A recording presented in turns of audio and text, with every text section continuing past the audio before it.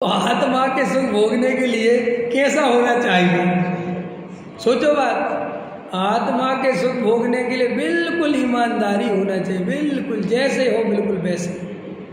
कोई दमन करने की जरूरत नहीं, कोई कुछ नहीं, जैसा है पहले वैसा। सब पर्णमन पर्याय राग द्वेष कसाय सब देखो शांति से। क्या क्या है, कोई क्या करना भाई, इनके करता धरता नहीं है। पूरब कर्म के उदय आ रहे हैं, देख रहे हैं क्या करना। ये पर्याय के स्वभाव मेरे बनाने से नहीं बनते हैं। किसी का दिमाग तेज चलता है, किसी का कम चलता है, किसी को कसाय ज़्यादा है, किसी को कम है, किसी को क्रोध ज़्यादा है, किसी को मान ज़्यादा है, किसी को नहीं है। तो जो नहीं है वो भी तेरा उसका पुरुषार्थ नहीं है, और जिसके ज़्यादा है वो उसका पुरुषार्थ नहीं है। ये तो सब पर्याय के अपने स्वभाव हैं, स्वांग है पर्याय के। क्या लिखा आचार्य भगवंतों ने? ये स्वांग है, इनको तू अपना मत मान। ये तो पूर्व कर्म के और पर्यायगत योग्यता से ऐसे बनाव बनते हैं। तो क्या दम है? कोई आदमी 50 साल में बहुत बूढ़ा लगने लगता है, और कोई आदमी 60 साल में भी उतना बूढ़ा नहीं लगता। तो इसमें तुमने कुछ करा? तुम जितने प्रसन्न होते हो, मैं भाई साहब अभी लगता नहीं। कोई कह रहे 60 साल के लगते बड़ा खुश होता है, जैसे तेने कुछ किया।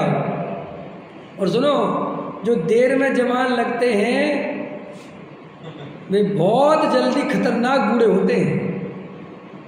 ये भी प्रकृति का सिस्टम है। मैंने कई लोगों को देखा वो बहुत देर तक लगे ही नहीं बूढ़े, और एकदम ऐसा झटका, ऐसा मामला आया कि एकदम से बिस्तर पे ही गिर गए। तो इन उदयों से कोई लेना देना नहीं, प्रसन्न होने की कोई जरूरत नहीं है। समझ में आया? कोई दम नहीं है। और बहुत पुण्य का उदय चलता रहे तो आचार्य कहते सावधान।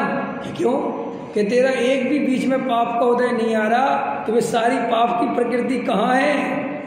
ऐसा ना हो सबरी एक खट्टी आ जाए। समझ में आया? इसलिए थोड़ा थोड़ा पाप का उदय भी चलता रहे तो प्रसन्न रहा करो कि ठीक है थोड़ा ये भी निकल रहा है। न पता चला अभी एकदम पुण्य का उदय सब कुछ। कौन सा वो पुण्य का उदय बोलो?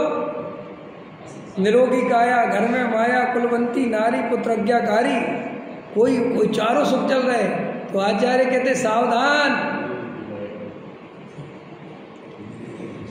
मामला गड़बड़ हो सकता है। और थोड़ा कभी पेट दर्द करता है, कभी पत्नी नहीं सुनती है, कभी बच्चा नहीं सुनता है, कभी घाटा वाड़ा लगता है, तो सोचा करो ठीक है, सही है। जब बाबू भाई बीमार हो गए तो किसी ने कहा कि देखो आपने ज़िंदगी भर इतना प्रभाव ना करी, इतना धर्म, इतना सब कुछ करा, और आपको ऐसी बीमारी हो गई।